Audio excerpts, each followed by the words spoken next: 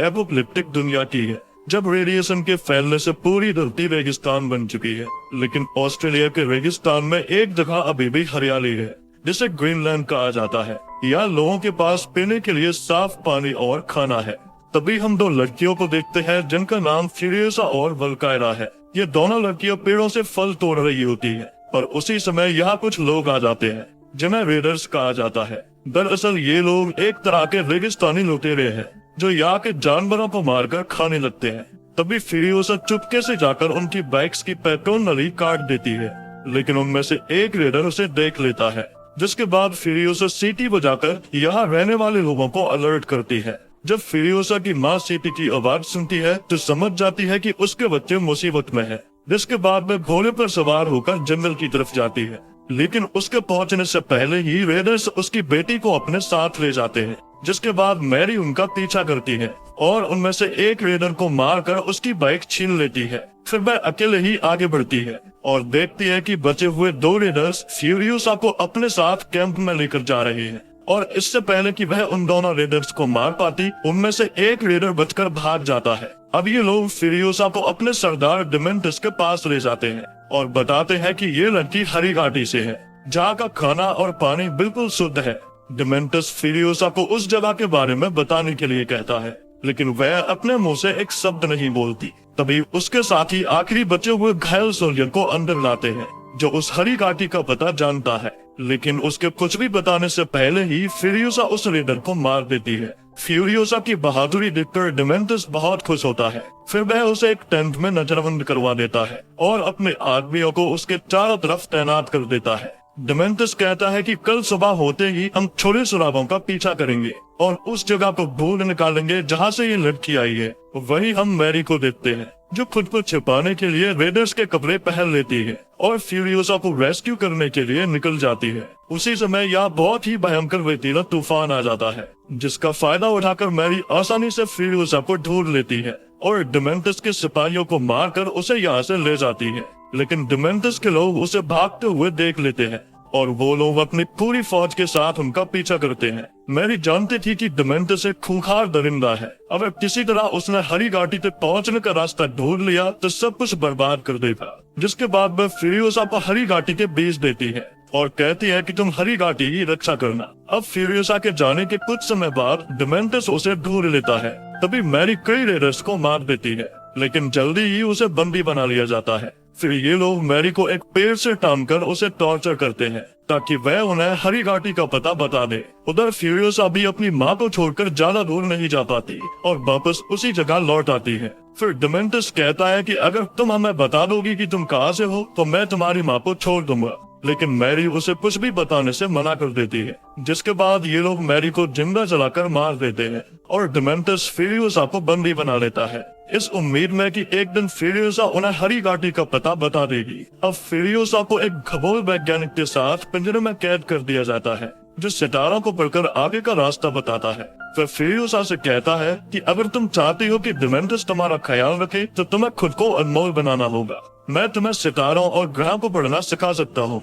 अब एक रात जब सब लोग सो जाते हैं तो फ्यूरियोसा अपने हाथ पर एक नक्शा बनाती है जो सितारों और ग्रहों के जरिए उसे उसके घर तक पहुंचा सकता है। अब एक दिन डिमेंटस जब खाने और पानी की तलाश में भटक रहा था, तभी उसका सामना एक जंगबाज से होता है जो बताता है कि मैं वेस्टलैंड के किले से आया हूँ और वहाँ खाने और पानी की कोई कमी नहीं है। अगर तुम मेरी मदद करो तो मैं तुम्हें किले तक पहुँचने का रास्ता दिखा सकता हूँ। जिसके बाद डिमेंटस उसे अपने साथ शामिल कर लेता है और उसकी पूरी फौज उस किले पर कब्जा करने के लिए निकल जाती है।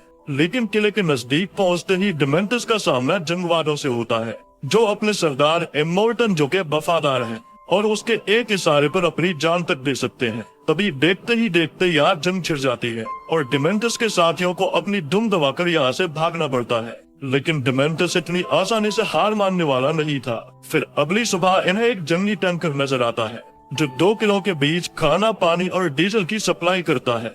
अब जब वह डीजल घर से डीजल लेकर वापस लौट रहा था तो रेडर्स उस टैंकर को बीच रास्ते में ही लूट लेते हैं, जिसके बाद डिमेंटस किले पर कब्जा करने के लिए ट्रोजन हॉर्स रणनीति बनाता है और उसके कुछ साथी टैंकर के अंदर छिप जाते हैं, जो दिखने में बिल्कुल जंगवादों की तरह लग रहे थे। फिर ये लोग टैंकर को वापस डीजल घर की तरफ मोड़ देते हैं और पीछे से अपने ही लोगों पर हमला करते हैं। अब डीजलगढ़ वालों को लगता है कि टैंकर पर हमला हो रहा है, इसीलिए वो लोग दरवाजा खोल देते हैं। फिर अंदर एंटर होते ही टैंकर के अंदर छिपे हुए लोग बाहर आते हैं और वहाँ के सभी सिक्योरिटी गार्ड्स को मारकर दरवाजा खोल देते हैं। जिसके बाद डेमेंटस की पूरी फौज अंदर आ जाती है और अब डीजलगढ़ पर उसका कब्जा हो जाता है। फिर वह डीजलगढ़ के सरदार को बंदी बनाकर इमोर्टन के किले में जाता है और धमकी देता है कि अगर कोई भी चालाकी की तो मैं पूरे डीजलगढ़ को उड़ा दूंगा। डेमेंटस कहता है कि अब से डीजलगढ़ पर मेरा राज है, इसीलिए तुम्हें खाना और पानी की सप्लाई बढ़ानी होगी।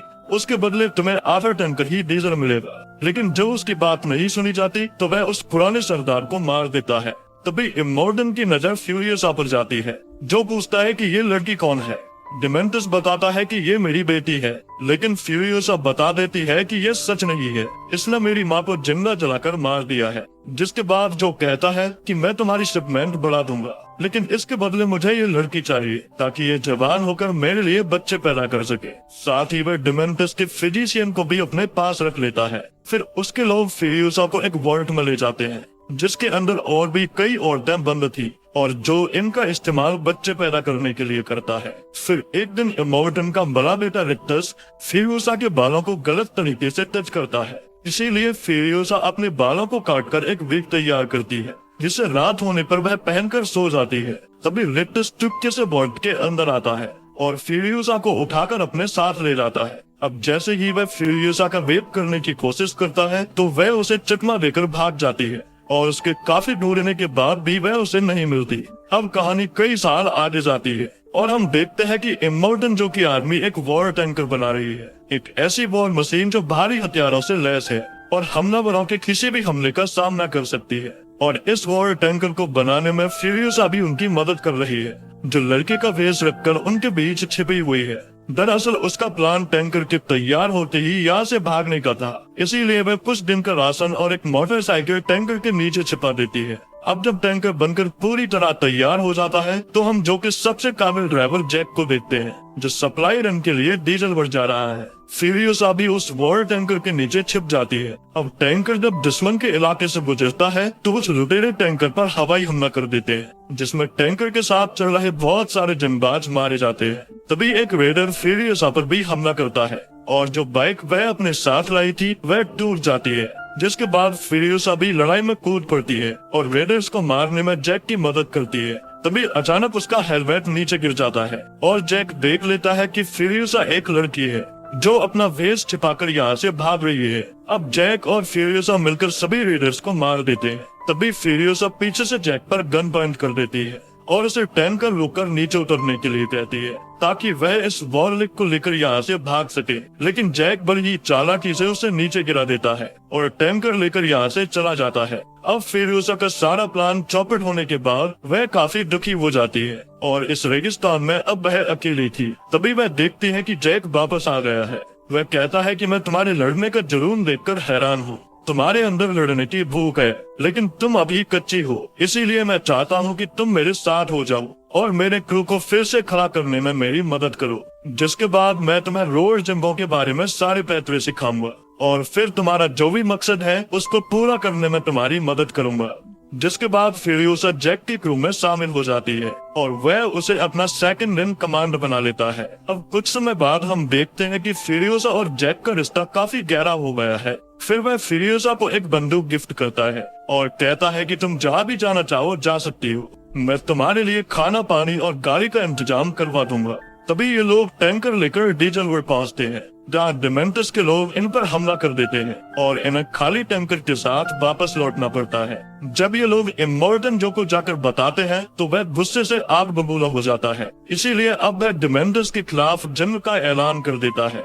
वह जैक और फ्यूरियोसा से कहता है कि कल सुबह तुम खाली टैंकर लेकर ब्लड फार्म जाओगे और वहाँ से जितना भी गोला बारूद मिले सब यहाँ ले आना। अब शाम होते ही जैक और फ्यूरियोसा एक पहाड़ी पर मिलते हैं। तभी जैक फ्यूरियोसा के हाथ पर बना नक्शा देखता है और पूछता है कि जहाँ तुम जाना चाहती हो वह जगह कहाँ है। जिसके बाद फ्यूरियोसा उसे वह बीज दिखाती है जो उसे उसकी माँ ने दिया था। वह कहती है कि तुम भी मेरे साथ चलो, यहाँ से बचकर भागने का ये सबसे अच्छा मौका है। अब जैक भी उसके साथ चलने के लिए राजी हो जाता है। फिर अगली सुबह जब ये दोनों वॉर टैंकर के साथ निकलते हैं तो जैक बीच रास्ते में ही टैंकर रुकवा देता है और एक कार में खाने पीने का सामान और 2 बाइक्स लोड करवाकर फ्यूरियोसा को दे देता है। अब जैसे ही ये लोग किले के अंदर एंटर होते हैं तो डिमेंटस के लोग घात लगाकर इन पर हमला कर देते हैं और जैक उस टैंकर के साथ अंदर ही फंस जाता है। साथ ही उसके सभी जंगबाज साथी भी मारे जाते हैं। फ्यूरियोसा उसे बाहर निकालने की काफी कोशिश करती है लेकिन डिमेंटस के लोग उसे हर तरफ से घेर लेते हैं।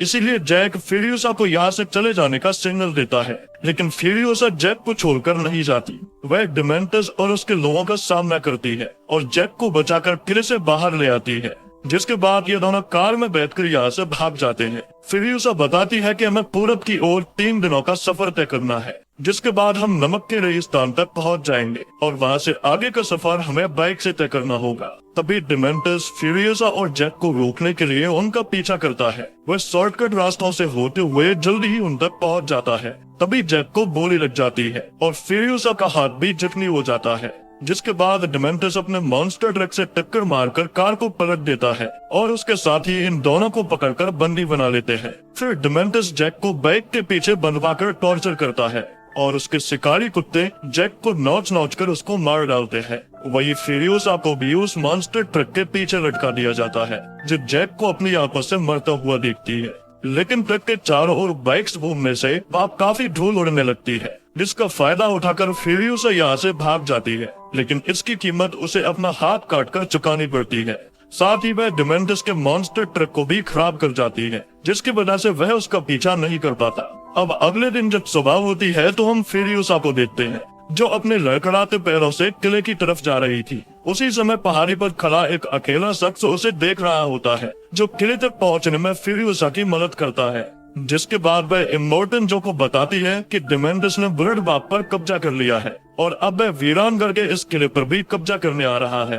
अब जब इमोर्टन दूरबीन से देखता है तो फ्यूरियोसा की बात सच होती है, जिसके बाद वह भी अपनी फौज को तैयार करता है और इन दोनों के बीच भयंकर जंग छिड़ जाती है। बताया जाता है कि वेस्टलैंड की ये जंग पूरे 40 दिन तक चलती है, जिसमें दोनों ही तरफ से काफी सारे योद्धा मारे जाते हैं। वहीं हम फ्यूरियोसा को देखते हैं, जो हाथ के कट जाने से अपने घर का रास्ता भूल चुकी है, लेकिन आज भी वह बदले की आग में जल रही है। तभी उसे पता चलता है कि डिमेंटस मैदान छोड़कर भाग रहा है, जिसके बाद वह एक आर्टिफिशियल हैंड को अपना सहारा बनाती है और साथ ही अपने बालों को काटकर डिमेंटस का पीछा करने निकल जाती है। वही डिमेंटस जो अपने कुछ साथियों के साथ बचकर भाग रहा था, फ्यूरियोसा उन्हें एक-एक कर मारने लगती है, लेकिन डिमेंटस उसे भटकाने की कोशिश करता है। ये सब लोग बचने के लिए अलग अलग डायरेक्शन में भागते हैं, लेकिन फ्यूरियोसा एक करके 3 रेडर्स को मार देती है। तभी वह दूरबीन से एक रेडर को देखती है, जो गलती से दुश्मन के इलाके में चला जाता है और वो लोग उसे मार देते हैं। वही डिमेंटस बचने के लिए रेतीले तूफान में छिप जाता है, लेकिन फ्यूरियोसा उसे ढूंढ निकालती है। डिमेंटस जैसे ही गोली चलाने की कोशिश करता है तो गन खाली होती है। फिर वह बचकर भागने की कोशिश करता है, लेकिन फ्यूरियोसा कार से उसका पीछा करती है। अब डिमेंटस समझ जाता है कि फ्यूरियोसा से बचकर भागना पॉसिबल नहीं है, इसीलिए वह उसके सामने सरेंडर कर देता है। लेकिन फ्यूरियोसा उसे इतनी आसान मौत नहीं देने वाली थी। वह उसे कार के पीछे बांधकर ठीक उसी तरह टॉर्चर करती है जैसे उसने जैक के साथ किया था। फ्यूरियोसा उसे याद दिलाती है कि मैं वही लड़की हूँ जिसकी माँ को तुमने 15 साल पहले जिंदा जला दिया था। फिर वह उसे पेड़ से लटकाकर धीमी आंच पर जलाती है, जैसे डिमेंटस ने उसकी माँ को जलाया था, लेकिन अभी भी उसे वह जान से नहीं मारती। अब कहानी भविष्य में कुछ समय आगे जाती है और हम एक ऐसे शख्स को देखते हैं जिसकी बॉडी के बीच से एक पेड़ उग रहा है और ये शख्स कोई और नहीं बल्कि डिमेंटस है, जो दर्द से आज भी तड़प रहा है। उसे दर्दनाक मौत देने के लिए फ्यूरियोसा ने उस बीज को उसकी बॉडी में उगाया है और ये वही बीज है जो फ्यूरियोसा को उसकी माँ ने लिया था। अब जब उस पेड़ पर पहला फल लगता है तो वह उसे सभी प्रेग्नेंट महिलाओं में बांट देती है और उन्हें इस वॉर टैंकर में छिपाकर यहाँ से ले जाती है और इसी के साथ ये मूवी एंड हो जाती है।